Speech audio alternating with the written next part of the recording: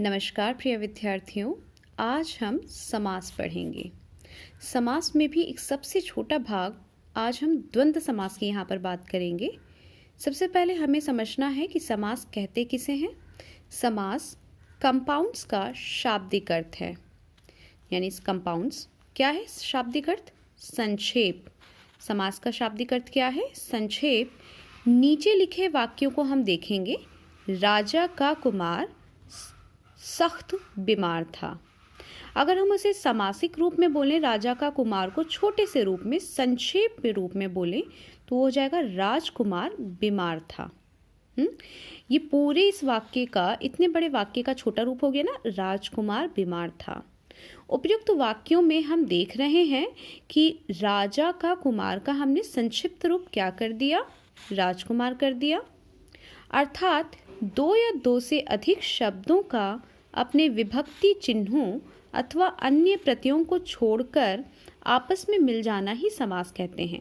विभक्ति चिन्ह कहते हैं बच्चे ये जो का, की, के, इस तरह के जो शब्द होते हैं जो उन्हें जोड़ते हैं, जो ये प्रत्यय होते हैं, इन सब को छोड़कर वो छोटा रूप, एक संक्षेप रूप अपना बना लेता है, तो उसे हम कहते हैं समास।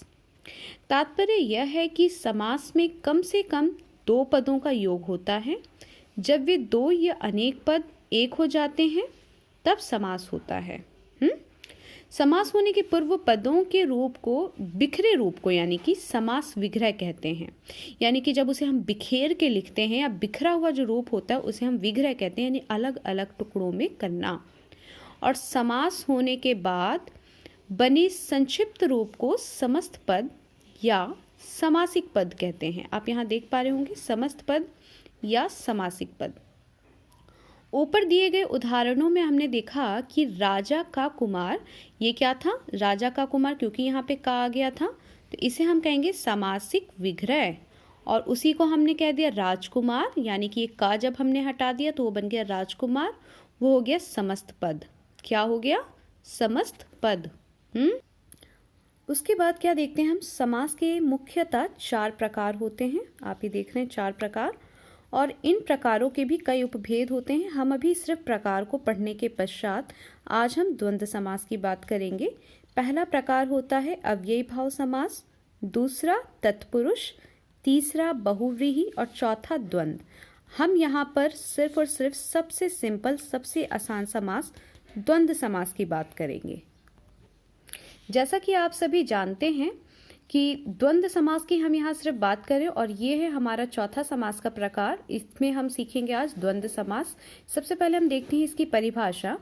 जिस समास में दोनों पद समानता प्रधान होते हैं, समानता मतलब बराबरी रूप से एक दूसरे के बराबर, इक्वली वो इम्पॉर्टेंट होते हैं, तो दोनों ही मुख्यतः प्रधान होते हैं। दो पद होते हैं ना, पहला पद समास का एक शब्द होगा, फिर दूसरा शब्द होता है, दोनों जुड़े रहते हैं तो समासिक पद हो जाता है। तो जो पहला पद है वो भी प्रधान है और जो दूसरा पद है वो भी प्रधान है, तो दोनों की इम्पोर्टेंस बराबर है। इसमें समुच्चय बोधक अव्यय का लोप कर दिया जाता है। समुच्चय बोधक अव्यय किसे कहते हैं? जैसे कि आप सभी जानते हैं समुच्चय बोधक अव्यय वा, या, और, तथा। तो ये जो आपके और है ना, ये आप देखें, इन शब्दों को ध्यान से देखें। और, वा, या, ये जो शब्द होते हैं ये समुच्चय बोधक शब्द होते हैं। तो हम देखते हैं द्वंद्व समास में समुच्चय बोधक अवयवों का लोप हो जाता है। लोप अर्थात वो छिप जाता है। कैसे? आइए देखते हैं।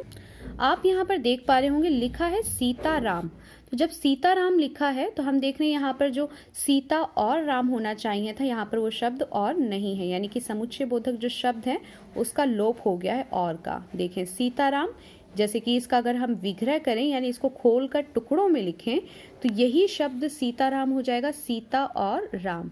इसी तरह से जब हम देखते हैं गाय, बैल, तो जो गाय और बैल में आप बीच में देख रहे हैं योजक चिन्ह है, तो यहाँ पर योजक चिन्ह से क्या कर दिया गया? और शब्द का लोप कर दिया गया। और क्या है? समुच्चय बोधक अव्यय है। ये भी व्याकरण का एक प्रकार है। समुच्चय बोधक अव्यय और शब्द का यहाँ पर लोप हो गया है, सीताराम में भी, और फिर उसके बाद गाय बैल में भी, और दाल भात में भी, और नाक कान में भी। यदि हम इसका समासिक विग्रह करके लिखें तो ये हो जाएगा सीताराम, सीता और राम, गाय बैल, गाय और बैल, दाल भात, दाल और भात, नाक कान, नाक और कान, है ना। अब हम देखते हैं या अथवा वाले जैसे शब्द। धर्माधर्म, धर्म या अधर्म। सत्यासत्य, सत्य या असत्य, ये शब्द आप देखें यहाँ पर या लग रहा है, या अथवा लगता है। छोटा या बड़ा यानी छोटा बड़ा। आप ऐसे ही कुछ और शब्द देख सकते हैं द्वंद्व समास के। एड़ी चोटी, एड़ी और छोटी। गौरी शंकर, गौरी और शंकर। आप देख रहे होंगे द्वंद्व समास में और शब्द ही लगे रहते हैं और इन्हीं और शब्दों का लोप हो जाता है, यानी वो गायब हो जाते हैं, तो वो बन जाता है आपका द्वंद्व समास। ये होता है समस्त पद जिसमें और अथवा या जैसे शब्द नहीं होते। जब हम इनको तोड़कर या खोलकर लिखते हैं तो बीच में और या इस तरह के शब्द आ जाते हैं। अगला शब्द देखिए, फल फूल, फल और फूल। लेन देन, लेन और देन। आगा पीछा, आगा और पीछा। अच्छा बुरा यानी भला बुरा, भला और बुरा। फिर शिव पार्वती, शिव और पार्वती। धनुष बाण, धनुष और बाण।